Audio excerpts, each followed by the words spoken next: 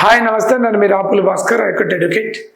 ముఖ్యంగా భర్తలు భార్యలను వేధించడం అనేటటువంటిది ఒక వాతావరణం అయితే, భార్యలే భర్త కుటుంబ సభ్యుల్ని అనవసరంగా తిట్టడం, కొట్టడం, క్రిమినల్ కేసులతోటి బెదిరించటం, బ్లాక్మెయిల్ చేయటం అనేటువంటి జరుగుతాం.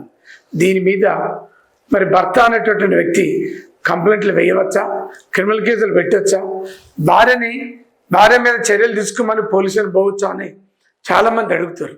ఒకటి గుర్తుంచుకోండి, ఏ భర్త అయినా భార్యని కొట్టి తిట్టి వేధించినప్పుడు కేసులు పెట్టడం ఎలాగైతే ఉందో అదే పద్ధతులలో ఏ భార్య అయినా భర్తని కానీ, భర్త తల్లిదండ్రులు కానీ, భర్త అన్నదమ్ములు కానీ, తమ చెల్లెళ్ళు కానీ కొట్టి బెదిరించి బ్లాక్మెయిల్ చేస్తే, భయభ్రాంతులకు గురి చేస్తే అదే పద్ధతులలో మహిళల మీద కూడా, భార్య మీద కూడా కంప్లైంట్ ఇచ్చి కేసులు కట్టొచ్చు అనేటటువంటి చట్టం చెప్తుంది.